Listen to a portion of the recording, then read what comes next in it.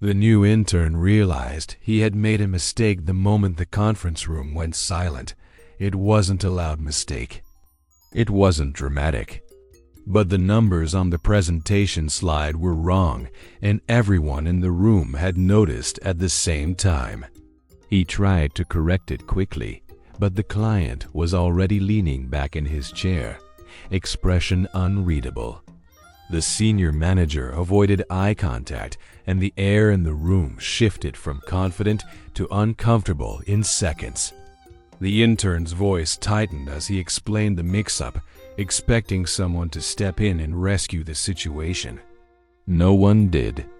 Instead, the client closed the folder in front of him, which somehow felt louder than any criticism could have been. In that moment, the intern quietly assumed his internship was over.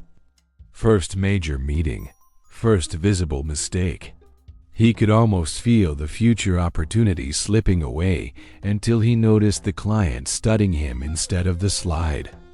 Just as the senior manager opened his mouth to move on, the client raised a hand and stopped him. "I'd like him to continue," the client said calmly. And suddenly, the intern realized the mistake might not be the end of the story after all. The room froze again, but this time it wasn't because of the error on the screen. The client leaned forward, eyes focused on the intern instead of the data. "Tell me how you calculated it," he said calmly. It didn't sound like a challenge, it sounded like a test.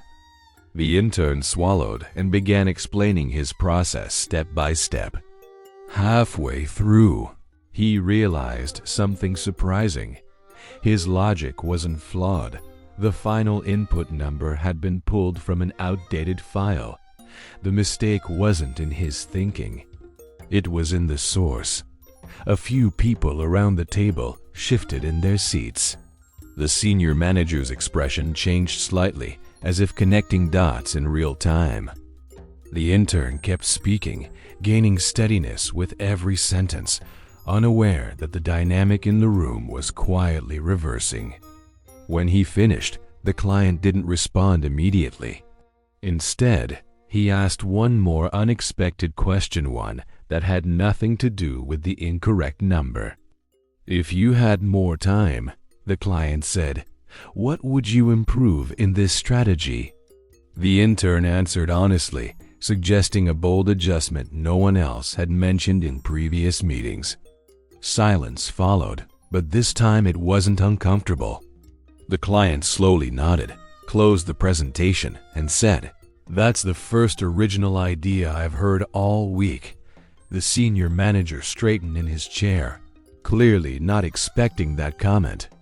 The intern felt every eye on him again, but this time the attention didn't feel like pressure. It felt like evaluation. And strangely, that was better than silence. The client asked him to expand on the bold adjustment.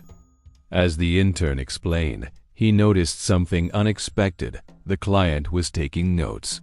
No one had taken notes during the earlier polished presentations. A quiet tension spread across the table. The intern realized the mistake had accidentally pushed him off script, and off script was where his real thinking showed. What he thought had ruined the meeting was now exposing something different: initiative. One of the senior team members tried to redirect the conversation back to the original proposal, but the client stopped him gently.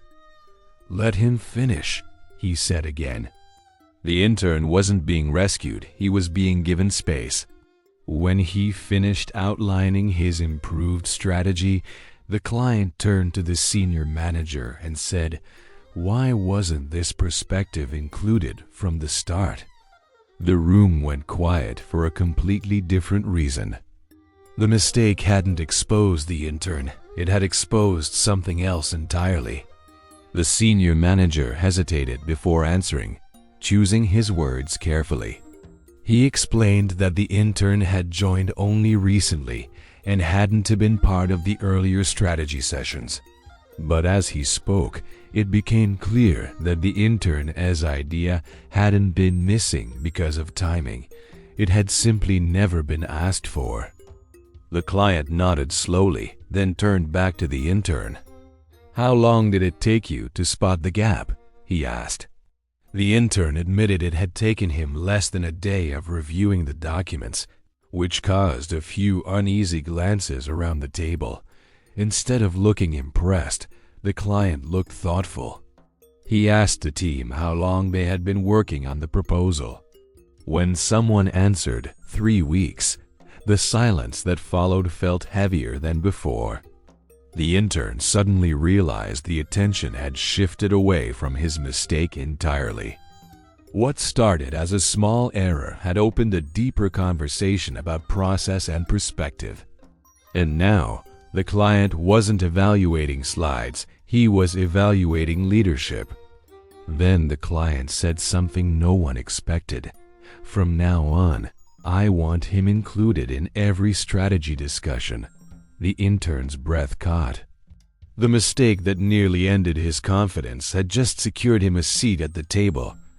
The room slowly came back to life, but the energy had changed completely. The intern noticed something subtle. The same people who avoided eye contact earlier were now studying him carefully. Respect hadn't been given yet, but it was quietly forming. The senior manager forced a polite smile and agreed to include him moving forward. But as the meeting resumed, the intern realized something unexpected. The client kept directing follow-up questions to him, not the senior staff. With each answer, the intern grew steadier. What surprised him most wasn't to the attention. It was that the client seemed less interested in polished slides and more interested in raw thinking. The mistake had stripped away the script, and somehow that worked in his favor. As the meeting wrapped up, the client closed his notebook and stood. Instead of addressing the senior manager first, he extended his hand toward the intern. "Good recovery," he said quietly. The word recovery mattered more than praise. But just when the intern thought the moment was over, the client added, "I'd like him to present the revised strategy personally next week." The room froze again. The small mistake that nearly ended his confidence had now turned into full responsibility and a much bigger test ahead. After the client left, the room didn't celebrate. It felt cautious. The senior manager gathered the team and calmly said, "Let's prepare properly." The intern expected congratulations, but instead, he received responsibility. That evening, as he reviewed the entire proposal alone, he discovered something unsettling. The outdated number that caused the original mistake had been sitting in a shared folder labeled "Final." It wasn't just his oversight, it had been everyone's assumption. For a moment, he considered pointing it out publicly. It would have cleared his name completely.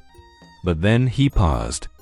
The bigger opportunity wasn't proving others wrong, it was proving he could improve the system quietly. The next week, during the revised presentation, he didn't mention the old mistake at all.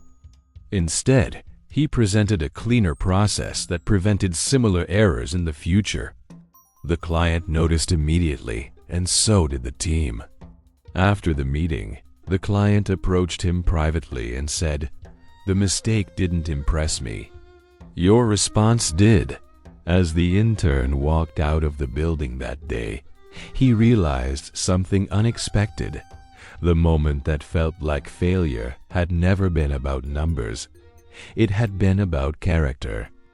And no one in the room would ever see him the same way again.